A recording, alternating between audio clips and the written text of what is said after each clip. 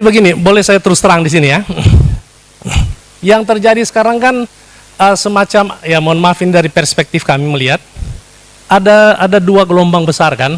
Ada yang bilang Muslim, mohon maaf ya kalau ini, ada yang bilang, saya terbuka aja ya. Ada yang bilang Muslim garis keras, ada yang bilang Muslim moderat.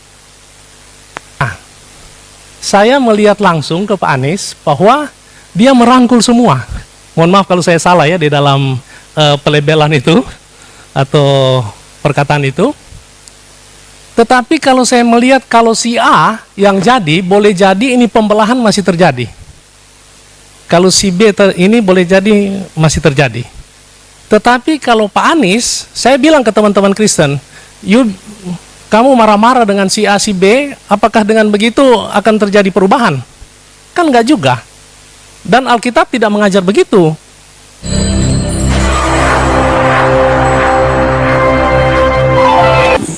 Terpaksa jumping sedikit karena menarik isunya. Kalau ngomong Anies Baswedan, sebenarnya bentuknya anak baik.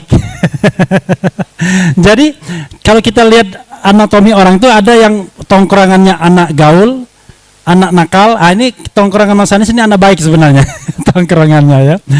Nah, tetapi sayang sekali selalu dibilang intoleran. Nah, luar biasa ya. Refli Harun bikin polling.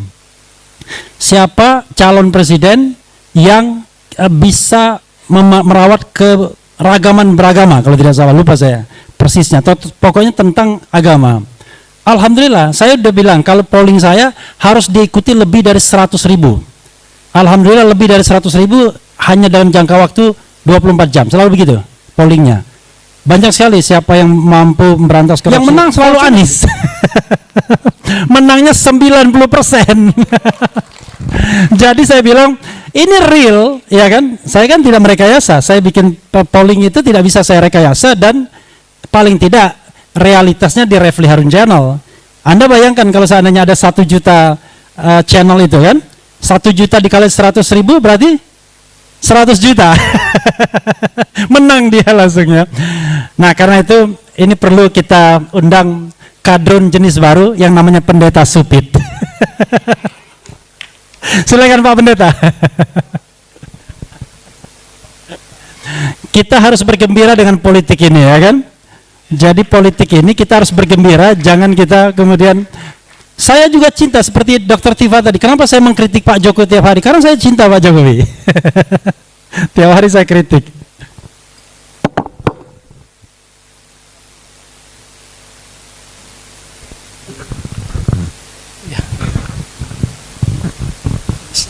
Ini ya. Ya baik. Selamat malam, selamat ketemu. Saya kaget juga saya kalau mau diminta tidak ada pemberitahuan awal tapi kita mesti siap sedia. Ya. Jadi Bapak-bapak, Ibu-ibu, memang ini mungkin lebih pada testimoni pribadi ya. Saya sendiri pendeta dan ketika kami memberi dukungan kepada Mas Anies, saya sudah menjadi korban bulian juga. Saya ke Manado, biasa diundang, saya udah nggak diundang sekarang. Tapi tidak apa-apa, saya bilang ke Bang Geis bahwa kebenaran itu akan muncul seperti surya.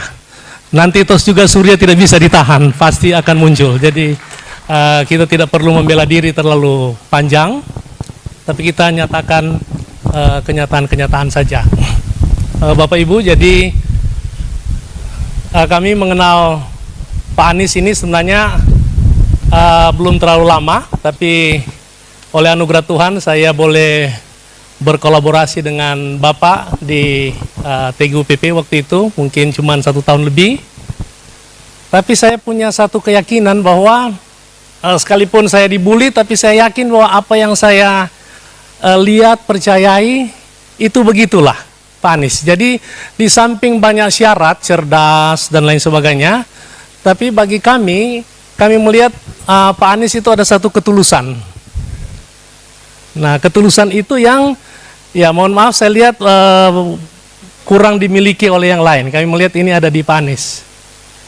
Dari sisi pendekatan kemanusiaan juga ini merupakan kekuatan beliau.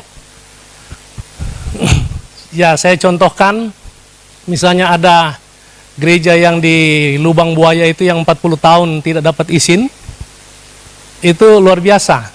Besoknya mau izin, hari ini dapat keberatan. Pak Anies kumpul, kemudian kami pergi besoknya, waktu itu meresmikan yang gereja Katolik. Sesudah itu kita masih ragu-ragu apakah yang GPIB mau diresmikan atau tidak. Saya juga waktu itu ikut, tahu-tahu saya dikasih tahu, ayo Pak Anies ajak pergi ikut sholat dengan yang keberatan itu di sana. Jadi saya lihat, wah, jadi saya juga ikut. Tapi saya jauh-jauh aja saya dengar, dan ya Pak Anies ikut sholat di situ, kemudian selesai itu berdialog dengan Bapak yang keberatan itu. Dan singkat cerita akhirnya terhubungkanlah yang keberatan-keberatan itu. Dan akhirnya tidak ada keberatan lagi. Mereka sudah menunggu dari jam 9, akhirnya kami kembali kira-kira jam 3, jam 4. Dan luar biasa, pendeta dan majelis semua menangis oleh karena mereka melihat bahwa ada anugerah Tuhan yang diberikan. Nah ini saya rasa, dan itu saya bilang itu non-expose. Jadi tidak di-expose. Itulah ketulusan yang saya lihat. Jadi kami melihat bahwa ya memang bukan pencitraan lagi, karena memang jadi spontanitas saja. Jadi yang kami ikuti, Pak Anies kalau dia mau menolong orang, dia sudah lupa kalau dia gubernur gitu. Pokoknya dia mau tolong aja gitu. Padahal dia boleh gunakan kuasa sebenarnya kan. Sebab yang keberatan itu mungkin RT, boleh dia. Tapi dia tidak menggunakan itu dan dia datang, berdialog dan semua aman. Jadi yang Dr. Tifa sampaikan, pasti Indonesia akan menjadi indah kalau Pak Anies pimpin ke depan. Dan jadi begini, boleh saya terus terang di sini ya. Yang terjadi sekarang kan semacam, ya mohon maafin dari perspektif kami melihat, ada dua gelombang besar kan. Ada yang bilang Muslim, mohon maaf ya kalau ini, ada yang bilang, saya terbuka aja ya. Ada yang bilang Muslim garis keras, ada yang bilang Muslim moderat.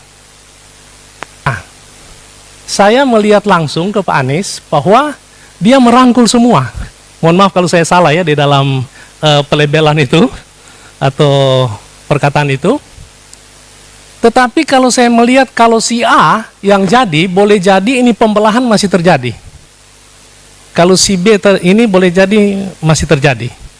Tetapi kalau Pak Anies, saya bilang ke teman-teman Kristen, kamu marah-marah dengan si A, si B, apakah dengan begitu akan terjadi perubahan? Kan enggak juga. Dan Alkitab tidak mengajar begitu. Kita justru harus datangi dan harus rangkul.